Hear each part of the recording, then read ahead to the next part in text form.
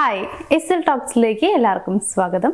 ഇന്ന് ഞാൻ നിങ്ങളോട് പറയാനായിട്ട് പോകുന്നത്, നിങ്ങൾ സ്നേഹിക്കുന്ന പുരുഷന് നിങ്ങളോട് വലിയ താല്പര്യമില്ല, ഇഷ്ടമല്ല എന്നുണ്ടെങ്കിൽ നമുക്കത് മനസ്സിലാക്കാൻ കഴിയുന്ന കുറേ വഴികളുണ്ട്. അതിലുള്ള കുറച്ച് കാര്യങ്ങളാണ്, ഒരു 4-5 കാര്യങ്ങളാണ് പറയണത്.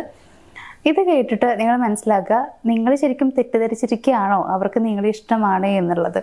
അങ്ങനെ ഒരു തെറ്റിദ്ധാരണയാണെങ്കിൽ അത് മാറ്റാൻ ശ്രമിക്കുക. കാരണം ഇഷ്ടമല്ല എന്നുണ്ടെങ്കിൽ അവർ ഞാൻ ഈ പറയുന്ന രീതിയിലൊക്കെ പെരുമാറാൻ സാധ്യതയുണ്ട്. ഇതിൽ പറയുന്ന എല്ലാ കാര്യങ്ങളും അവർ ചെയ്യുമെന്നൊന്നും പറയുന്നില്ല, എങ്കിലും കൂടുതലും ഇപ്പോൾ 1, 2, 3 കാര്യങ്ങളൊക്കെ അവരിൽ കാണാനായിട്ട് കഴിയും. അപ്പോൾ അവർക്ക് നമ്മളെ ഇഷ്ടമല്ലെങ്കിൽ കാണാൻ കഴിയുന്ന സൈനുകൾ എന്തൊക്കെയാണെന്നുള്ളത് നോക്കാം. അതിലുള്ള ഒന്നാമത്തെ കാര്യം എന്ന് പറയുന്നത്, അവർ നിങ്ങളെ തീരെ റെസ്പെക്ട് ചെയ്യില്ല എന്നുള്ളതാണ്. നമുക്ക് എല്ലാവർക്കും അറിയാം, സ്ത്രീകളായാലും പുരുഷന്മാരായാലും നമ്മൾ അവർക്ക് വേണ്ട റെസ്പെക്ട് കൊടുത്തേ പറ്റുള്ളൂ. അങ്ങനെ കിട്ടാതെ വരുമ്പോൾ, അതായത് നമ്മൾ അവരെ റെസ്പെക്ട് ചെയ്യുന്നില്ല അല്ലെങ്കിൽ അവർ നമ്മളെ റെസ്പെക്ട് ചെയ്യുന്നില്ല എന്നുണ്ടെങ്കിൽ അവർക്കിടയിലുള്ള ആ ഒരു സ്നേഹം അങ്ങനെ ഇല്ലാണ്ടാവുകയാണ് ചെയ്യുക. കാരണം ബഹുമാനം എന്ന് പറയുന്നത് എല്ലാവർക്കും ആവശ്യമുള്ളതാണ്, കിട്ടണമെന്ന് വിചാരിക്കുന്നതാണ്. നമ്മളൊക്കെ പറയാറുണ്ട്, നമുക്ക് വാല്യൂ തരാത്ത ഒരാളുടെ നമ്മൾ നിൽക്കരുത് എന്നുള്ളത്. അങ്ങനെ നമ്മൾ ഒരാൾക്ക് വാല്യൂ കൊടുക്കാതിരിക്കുന്നത് എപ്പോഴാണ്? നമുക്ക് അവരെ തീരെ ഇഷ്ടമല്ലാതാവുന്ന സമയത്ത്. അപ്പോൾ അങ്ങനെ ആകുകയാണ് എന്നുണ്ടെങ്കിലാണ് ഈ പറയുന്ന പോലെ റെസ്പെക്റ്റ് നിങ്ങളോട് ഇല്ലാതിരിക്കുള്ളൂ. സോ ഇത്തരത്തിൽ യാതൊരു റെസ്പെക്റ്റും ഇല്ലാതെയാണ് നിങ്ങളോട് പെരുമാറുന്നത് എന്നുണ്ടെങ്കിൽ അവർക്ക് നിങ്ങളെ ഇഷ്ടമല്ല എന്നുള്ളതിൻ്റെ ഏറ്റവും വലിയ സൈനായിട്ട് നിങ്ങൾക്ക് അത് എടുക്കാനായിട്ട് കഴിയും. കാരണം പരസ്പരം സ്നേഹിക്കുന്ന ആളുകളാണ് എന്നുണ്ടെങ്കിൽ ഉറപ്പായിട്ടും അവർക്കിടയിൽ ബഹുമാനം ഉണ്ടായിരിക്കും. ബഹുമാനത്തോടു കൂടിയാണ് സംസാരിക്കുകയുള്ളൂ, എല്ലാ കാര്യങ്ങളിലും വാല്യൂ നൽകുന്നുണ്ടായിരിക്കും എന്നുള്ളതാണ്. പക്ഷേ ശരിക്കും യഥാർത്ഥമായി ഇഷ്ടമില്ലാത്ത ആളുകളാണ് എന്നുണ്ടെങ്കിൽ ഈ പറയുന്ന കാര്യം നമുക്ക് കാണാനും കഴിയില്ല.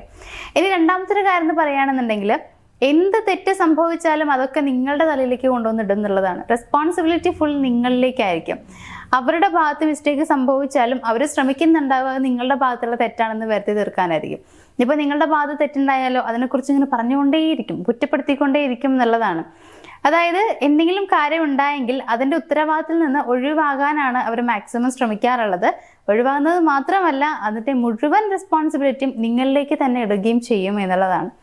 ഇനി മൂന്നാമത്തെ ഒരു കാര്യം എന്ന് പറയുന്നത്, നിങ്ങളുടെ കൂടെ ഇരിക്കാനോ നിങ്ങളുടെ അടുത്ത് ടൈം സ്പെൻഡ് ചെയ്യാനോ അവർക്ക് യാതൊരു താല്പര്യവും ഉണ്ടായിരിക്കില്ല എന്നുള്ളതാണ്.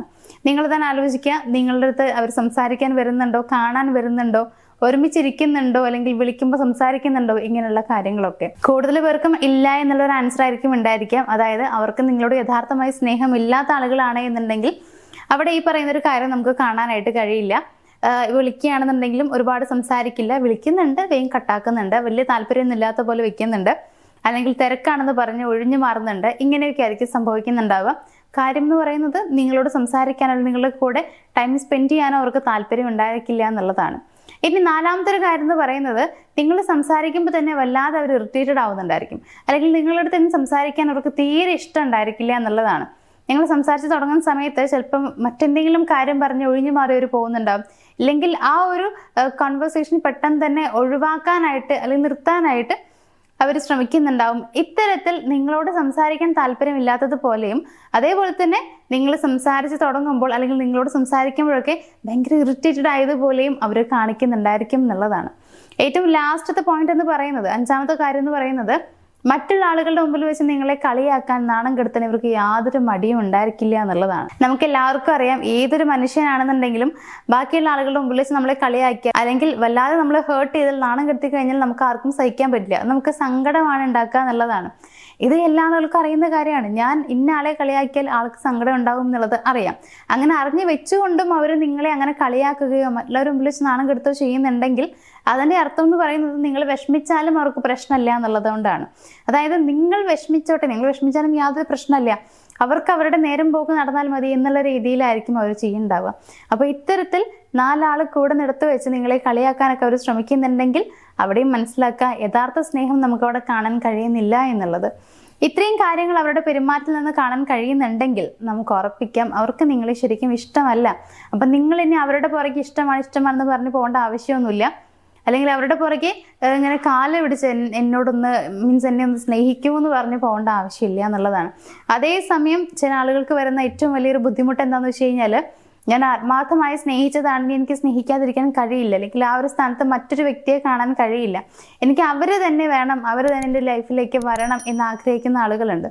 സോ ഇത്തരത്തിൽ നിങ്ങൾ സ്നേഹിക്കുന്ന ആ ഒരു പേഴ്സണെ തന്നെ നിങ്ങളുടെ ലൈഫിലേക്ക് കൊണ്ടുവരണം എന്നുണ്ടെങ്കിൽ അതിന് നിങ്ങൾ ചെയ്യേണ്ട കുറച്ച് കാര്യങ്ങളൊക്കെ ഉണ്ട്. അതായത് ഒരു ഗൈഡൻസ് നിങ്ങൾക്ക് വേണമെന്നുണ്ടെങ്കിൽ നമ്മൾ അങ്ങനെ ഒരു പേഴ്സണൽ ഗൈഡൻസ് പ്രൊവൈഡ് ചെയ്യുന്നുണ്ട്. സോ അത് ആവശ്യമാണ്. നിങ്ങളുടെ ആഗ്രഹം നടക്കണം എന്ന് നിങ്ങൾക്കുണ്ടെങ്കിൽ ഒരു കാര്യം ചെയ്യുക, സ്ക്രീനിൽ കാണുന്ന നമ്പറിലേക്ക് നിങ്ങളൊന്ന് കോൺടാക്ട് ചെയ്യുക. അപ്പോൾ ഇന്നത്തെ ഈ ഒരു വീഡിയോ ഞാനോട് വൈൻഡപ്പ് ചെയ്യുകയാണ്. നമ്മുടെ വീഡിയോ ഇഷ്ടമായിരുന്നുണ്ടെങ്കിൽ വീഡിയോ ഒന്ന് ലൈക്ക് ചെയ്യുക, ഷെയർ ചെയ്യുക, ചാനൽ ഒന്ന് സബ്സ്ക്രൈബ് ചെയ്യാൻ മറക്കാതിരിക്കുക. നമുക്ക് മറ്റൊരു വീഡിയോയിൽ കാണാം. താങ്ക്